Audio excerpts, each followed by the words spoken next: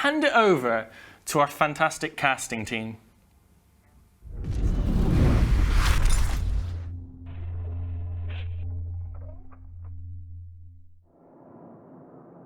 Hello, ladies and gentlemen. I am moderator, joined by Elise Randall for the second to last match between Fraternity and Asteria Concord. Fraternity, a Chinese nullsec alliance, has opted to bring their ship Balgorn, along with that armor battleship core that we've seen so much, paired with the flag Balgorn in particular. Elise, walk us through Asteria Concord and what they've decided to bring. Alright, Asteria Concord will be in blue, and they've warped in at staggered ranges, but at basically a 90-degree angle to Fraternity, so they're quite close. Asteria have an Oneros as their logistics, with a Armageddon, which has an incredibly high win rate in this tournament, 2 Navy Harbingers, 2 Navy Brutixes, double Heretics, and double Punishers. The Heretics are really good at killing, oddly enough, bombers and stuff like the Crucifier and Daredevil, so we'll see if they'll be able to shred through to this Fraternity team. Fraternity going with the double Mauler for a super durable tackle instead of something like a Vexer, which we've seen used quite often today. I think this is actually the first time we'll be seeing a Mauler, so good on Fraternity, kind of using, flipping the meta up on its head a little bit to see if they can get an advantage. And as moderator mentioned, they do have this flag Balgorn. It is not in at 0, it is about 30 kilometers off of the beacon, but it is in touch range of the Asteria Concord Oneros, so that should be webbed pretty quickly, and I would assume Fraternity will be going for that. Yeah, the Oneros might be just out of range. If he's out of range, I'd like to see some webs on Heretics or Punishers, get those off the field quickly, kill the support core, and allow those Maulers to get on top of the core of Asteria Concord and use them as miniature hacks. But as we see that, the Crucifier is doing an effective job at damping and or tracking disrupting the Brutixes, and that Heretic is taking appreciable damage already of Temek and Bristad. Yeah, Asteria Concord did the right thing. They sent their Punishers right out in front into the Asteria team to screen a little bit, and they managed to capture a Navy Harbinger and screened off the Balgorn with a with a web and scram. It does look like these Armageddon and Balgorn are both nuding out battle cruisers of the opposing team. 6 alone. Interesting call, but very good to do. Asteria Concord is focusing on the Navy Harbinger of Fraternity. And meanwhile, Fraternity is trying to frag these Heretics, as moderator predicted. Smart move here. Yeah, I'm really kind of a bit surprised by the use of the Armageddon being on top of the Balgorn at 0. I would thought that the Armageddon want to use its range newt bonus to try to kite away from the bonus newts of the Balgorn. Speaking of things that are not able to kite, the Heretic of Tomek now drops, putting Fraternity 4 points up. Yeah, Fraternity do get first blood, killing the Heretic. They are going for the second Heretic right now, and haven't really traded anything, though the Fraternity logistics is webbed right now. Wow, John Bush is tackled, and he just broke tackle, it looks like.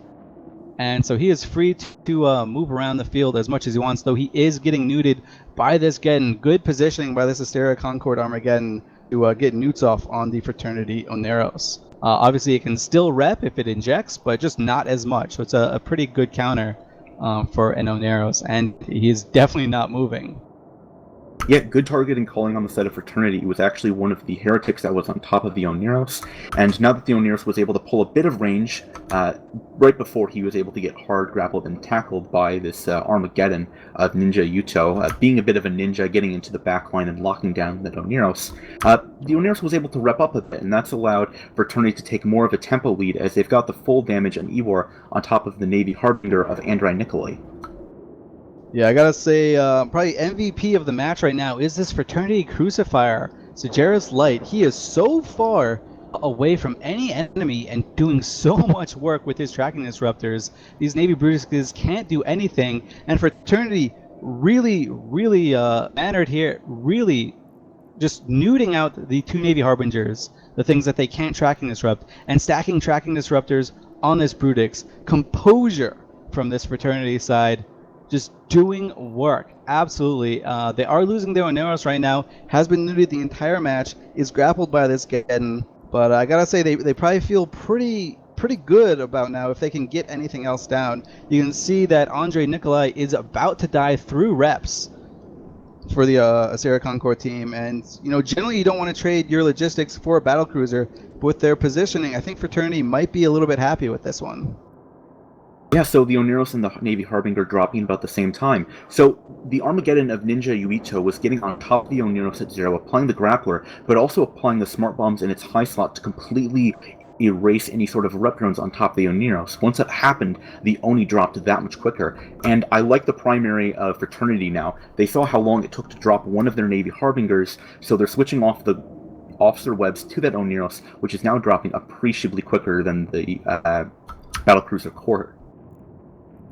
Yeah, Fraternity, meanwhile, are to lose a Navy Brutix. It is grappled by this Gaiden. Ninja Yuto is doing a great job here, maneuvering around the battlefield. Obviously, he does have those pretty reach out and touch you newts, but you still got to put yourself in the right areas to do this, because you are, after all, a very slow battleship hull. But he's able to get his newts off on the right targets. So really, really good piloting by this one. We do see a little bit of a skirmish in the background here between the Punishers of the Asteria Concord and the Daredevil of Fraternity.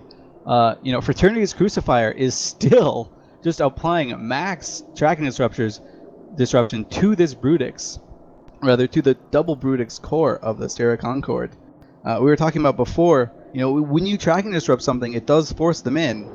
And if there's nothing to punish it, as we saw in the thermodynamics team, then the Brutixes will just come in. But now if they come in, they just get manhandled by a Balgorn. So they have to make a decision. Do I want to, wait for this Crucifier to die and live? Or do I want to come in and risk dying? Fraternity right now just about to eat through a Navy Harbinger of Asteria Concord. Gonna bring Asteria's deeps down significantly. Yeah, as that happens though, Nicola Creed in his own Navy Harbinger is into a hull. And I'm a little bit questioning of the choice of Asteria Concord going for a pair of Heretics, especially in a year where you can go with a pair of Maulers or a pair of Vexers just like everyone else's. I just like the choice of going for the Vexer so much more. You get a lot more tackle, you get a lot more tank than you do out of Heretics. For the similar reason, as a Navy Brutix of Oscar drops at the same time of in the other support ships on Asteria Concord, we're not seeing assault frigates so much. We're not seeing a lot of those interdictors, and that's because of the point shift. Last year, there was a points reduction from then till now of those Tech 1 cruisers, and they're doing work for Fraternity. Those Maulers are like miniature hacks. They're locking down and getting on top of these Asteria Concord ships and applying not amazing, but solid enough damage to give them a momentum lead. And that's part of the reason we're seeing Fraternity be up 34 points right now.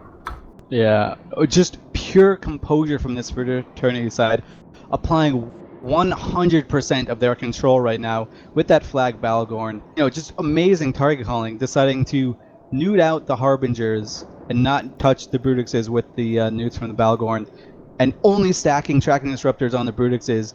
They're just neutering both ships with their two different, forms of control. Really smart decision making.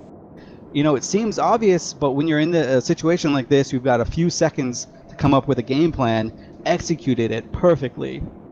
And while I'm giving Trinity a little bit of a pat on the head for their great decision making, I point out Small Pay and his Hound managed to get tackled and caught by an Armageddon. Not something you see every day.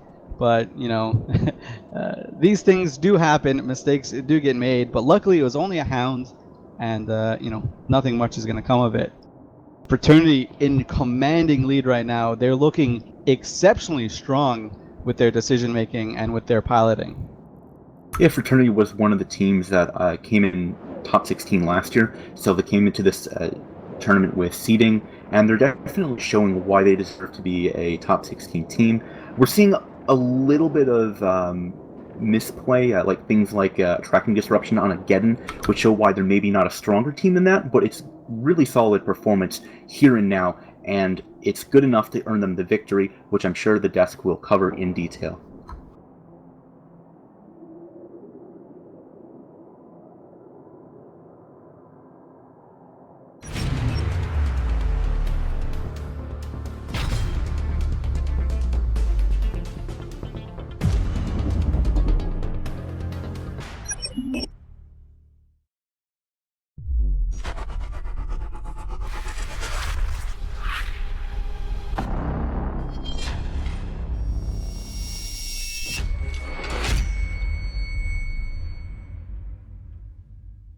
This program is rated MA. It contains adult themes, coarse language, sexual references, and violence.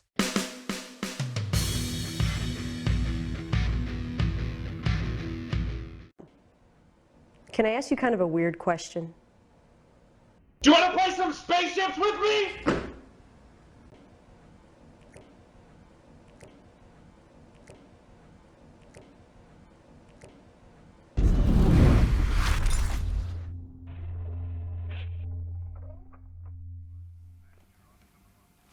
Welcome back, guys. After a slightly one-sided match there between Fraternity and Asteria Concord.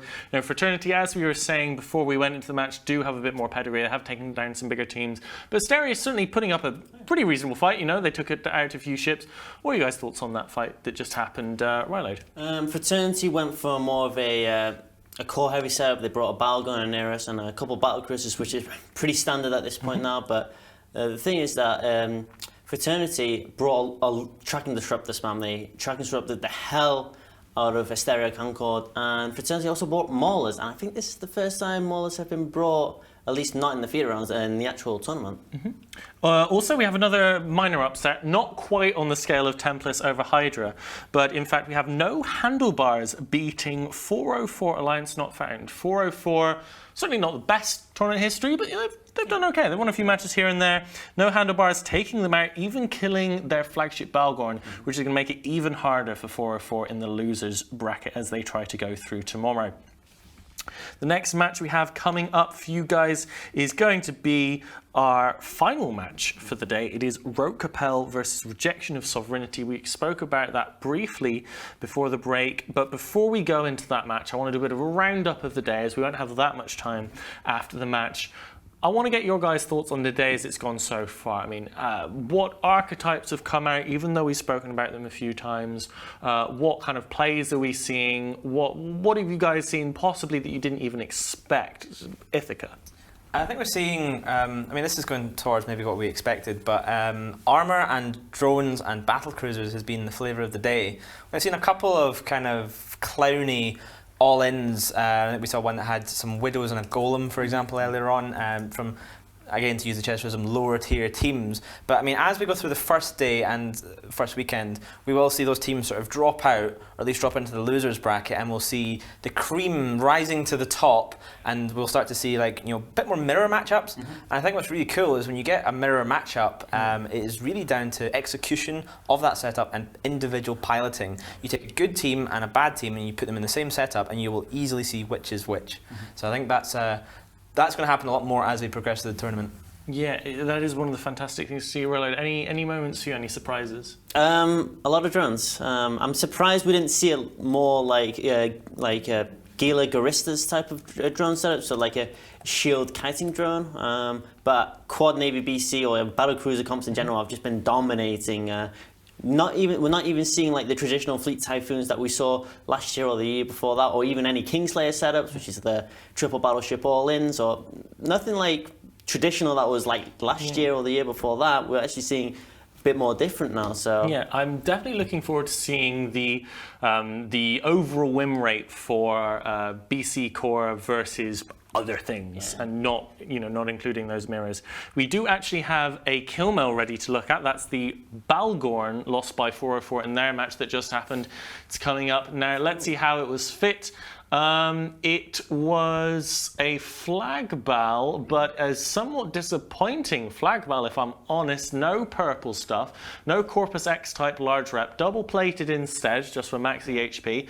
Then we've got rigs, kind of fairly straightforward. Webb's True Sancha over Toby's. Toby's are kind of expensive, if we're honest, kind of difficult to source. And there we have what remains of the Balgorn there, spinning in the middle of the scene. Damage taken, nearly 60,000 hit points, so not that many for a flagship you'd expect. So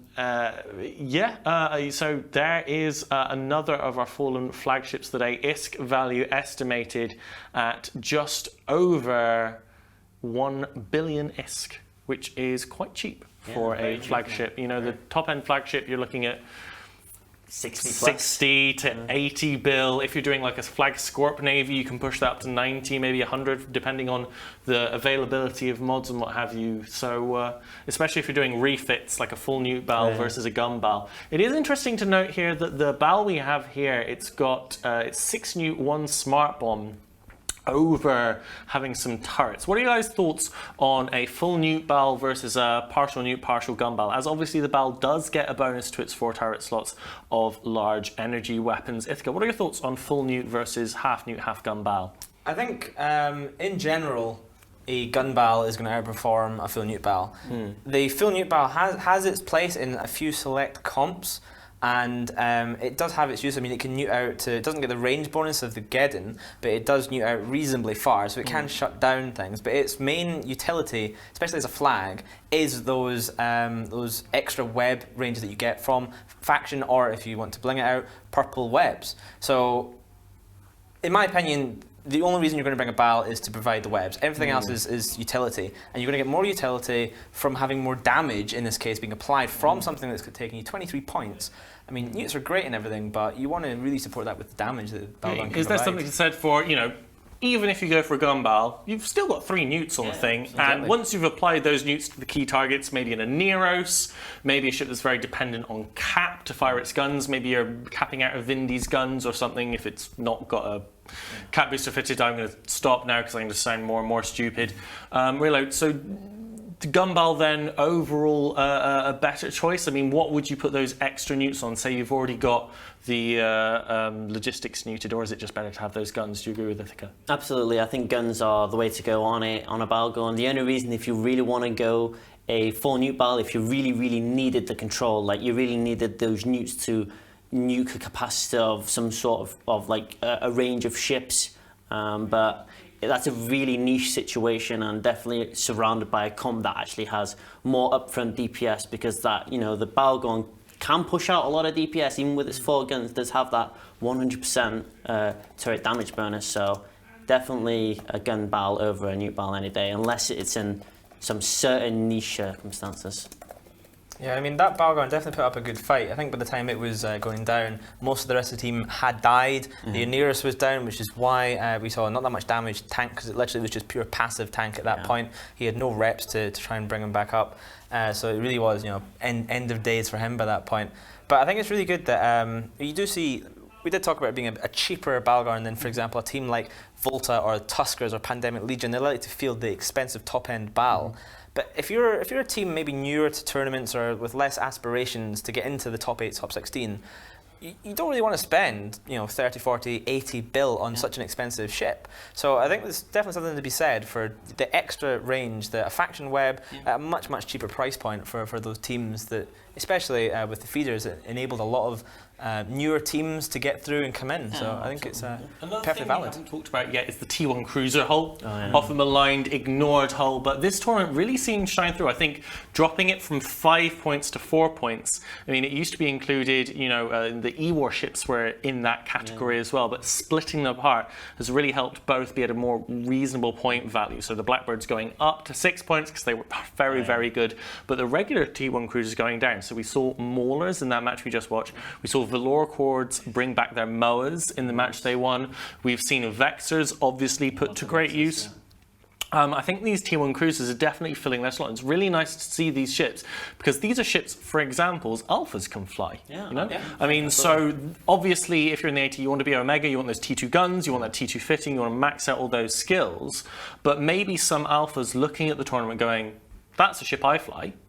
I want to be in the tournament. I want to go do that. It's not necessarily for people, you know, with billions and millions and billions of this. If I get good at flying my Vexer, I get good at flying my Caracal, I get good at flying my Mauler, my Moa, then maybe I could be on one of these tournament teams one day. And hopefully we're inspiring some younger players here to come and join us in the sphere of EVE tournaments. We had a fantastic viewership count today. We've been holding steady around 4,000 concurrents and jumping over that from time to time. It's been a really fantastic day so far. So, however, we do have to go into our last match of the day, sadly. I'm sad because we are ending the day, not because we have another match. It is, I hope, going to be another amazing match for us to end the day after a day of amazing matches. It is Rote Capel going up against their opponents, rejection of sovereignty. Let's hand it over to the casters for the last time today.